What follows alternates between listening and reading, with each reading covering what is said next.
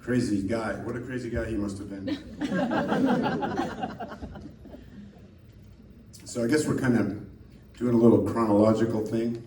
It wasn't on purpose, but this was the first song I wrote for an album called Lanterns. I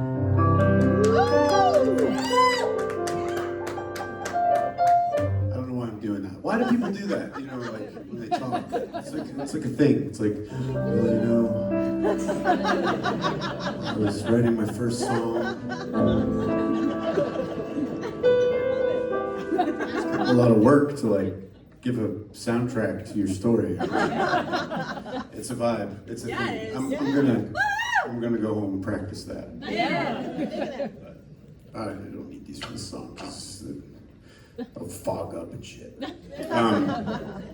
So this is a song called Life Sized, and I'll tell you a little story behind it. This was the first song that I wrote for the album, and if anyone who does anything creative, which I hope you do, even if it's just a hobby or something you just do on the weekends or whatever, there's a part at the beginning that's really terrifying, where you don't have any ideas, basically. And so you really have to kind of rev yourself up in those moments. So I knew, okay, I'm gonna start writing a new album. It was a beautiful day. I put on like kind of what I thought was a cool outfit. I had a really cool little leather journal, like really expensive, a little thing that wrapped around it. So just really cool, looking real artsy. You know? I may have even worn a scarf. and me and my dog Henry, we went out into the city and we walked around, and I was mining for ideas because I thought, why not? And so anyway, it started out very optimistic, and then as the day wore on, I was getting more and more frustrated, and I was just thinking about, the success of the past, and what if I can't replicate that, and what if I can't, but what about the future, and what about, blah, blah, blah.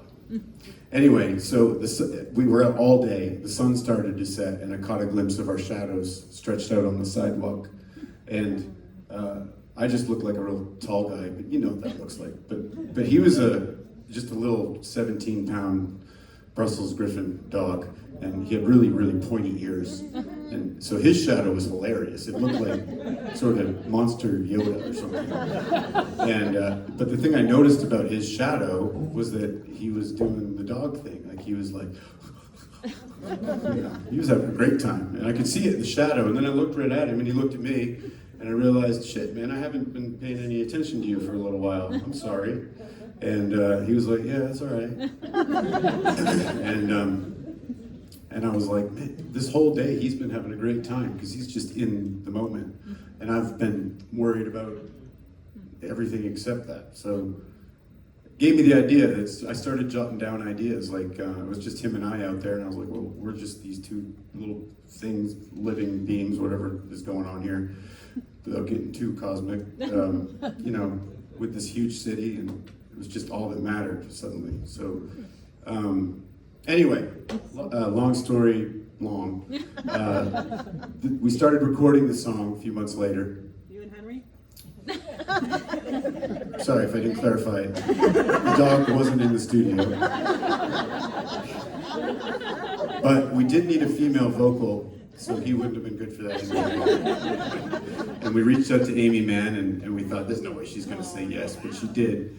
And so it really kind of started to blossom into this beautiful song. And it was a love song for my dog, And so the better the track got, the more insecure I felt about, telling people that. So, especially Amy Mann was on, like, well, thanks, Amy, but it's actually about my So I actually didn't play it for most of the tour. We went out and launched the record. It was one of the best songs on the record, I thought. And I didn't play it because I just felt like a fraud. I felt like it just felt a little insincere, and I couldn't, to be honest, without kind of admitting what it was, I couldn't find my way into it to perform it live, because I don't call it in when I do shows. So I would just not put it on the set list, and people would go, why didn't you play it? I'm like, oh, I don't know. But anyway, last year I lost Henry. He was 17. He had a good run, and it was time. and it was hard.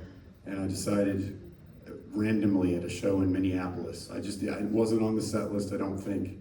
And man, I was shaking and sweating and freaking out. It was cathartic though. And I played the song and I was like, wow, that felt correct. Like that, you know. And I told the story as well. So I think now that I'm telling the truth about it, it's like coming clean about what the song's about. It works better. Love it. Anyway, I wanted to dedicate this to all the good boys and good girls that are at home waiting for you. Except they're not waiting for you, they think you left forever or something. I'd also like to dedicate it to the cats because I didn't do that before the first few times and I got in trouble for it. Cat people waiting for me in the parking lot. That's not true, but I know that I don't have any cats. I'm allergic to cats actually, but I know it's a thing and they're cute. So Not always good though. cats too. But this is a love song to my dog Henry and about how he taught me to be in the moment and just how amazing they are. I hope you like it.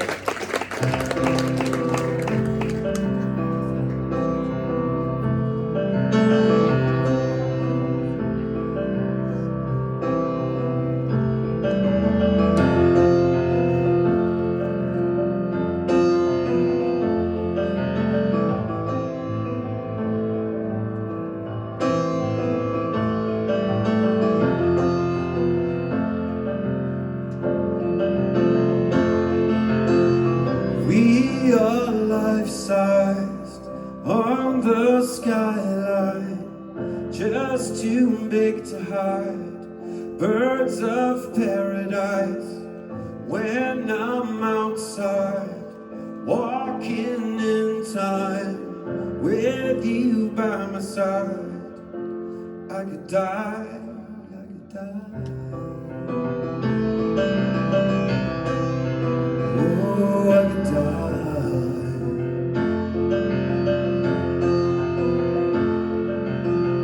Never satisfied.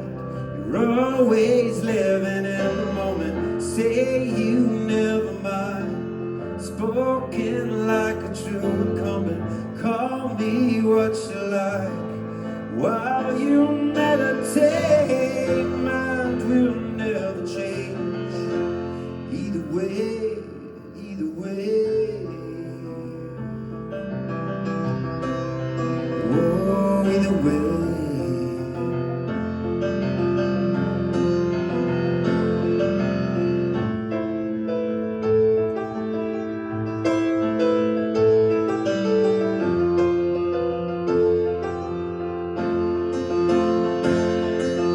Time has come undone. Find out you're the one.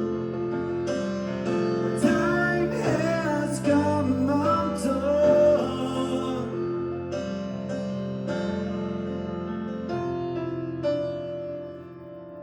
I live outside.